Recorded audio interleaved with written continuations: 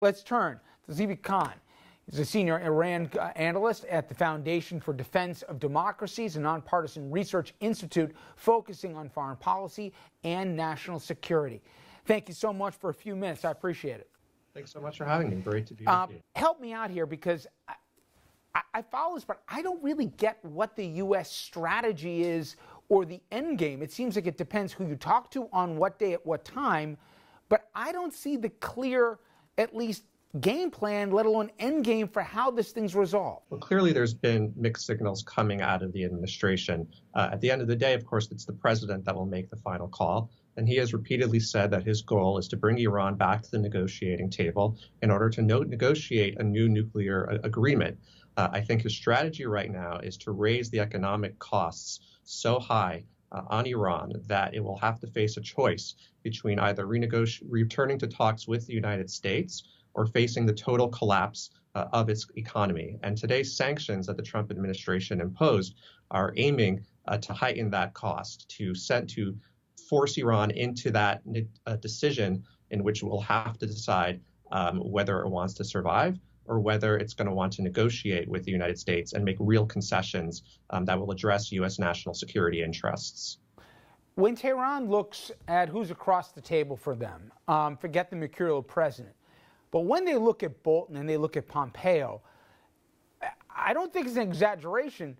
They legitimately, I think, have a rational reason to wonder if those guys want conflict. They're clearly on record that they want regime change. You know Bolton has been crossing his fingers for a chance to, take some military action of some kind against Iran. Why should they believe that they have an honest broker across the table? Well, certainly they have good reason to fear John Bolton. And I think in a certain sense, John Bolton's desire for regime change, I think, serves almost a useful purpose for Trump. I think it's useful for the regime to be afraid of the United States, to fear the costs of what might happen if they don't negotiate a new agreement with the United States and end its malign activity. I do think that the Iranians should be aware, though, that I think if the United States were intent on regime change, I think we might see even more aggressive action on the part of the Trump administration. I think he would say so outright, but the president himself has been saying very clearly over and over again that that's not what he wants. He wants Iran to return to the negotiating table. And I think the Iranians, at the end of the day, will have to make that decision regardless of what John Bolton says.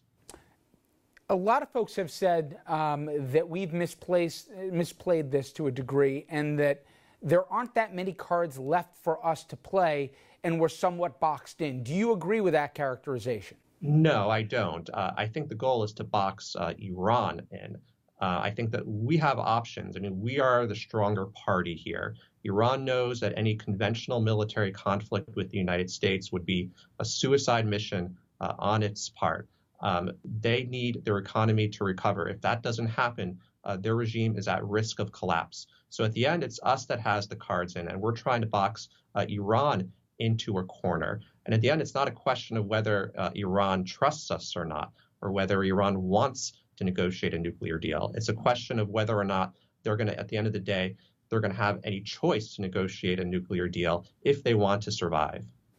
So what would a deal look like that you think would be acceptable to both parties? Well, I think the Trump administration has articulated 12 conditions or 12 preconditions for a deal. That includes verifiably preventing Iran from acquiring a nuclear weapon. The original deal reached by the Obama administration with Iran was full of loopholes and vague language and concessions that could not ensure that Iran is verifiably abandoning its nuclear ambitions. And also, the deal did nothing to address Iran's malign conduct throughout the region, whether it's intervention in Syria, in Iraq, in Yemen, in Lebanon. And I think the Trump administration has rightly said that any new deal is going to have to address those malign conduct and to get Iran to behave really just like a normal country, to adhere to the basic international standards that we would expect any country in the world to adhere to if it wants to have a constructive relationship with the United States. Well, every one of our allies, with the exception of us, thought we had a deal in place. They supported the deal that Obama had struck, obviously excluding Israel for the moment. And you have skepticism among our allies in terms of some of the claims that we've even made right now. To say that, the world is behind this current administration and their policy towards Iran, and I'm not making Iran into some honest broker here, but that said, no one can show any evidence that they haven't lived up to the terms of the agreement. The president just didn't like the last agreement. Well, I would dispute that premise. One of the problems with the nuclear deal is that it did not grant full access to a range of sites and activities by Iran that the IAEA has sought access to for many years. So there's a great amount that's unknown about Iran's nuclear activities today. And that makes it very difficult to state whether or not Iran is fully complying with the deal.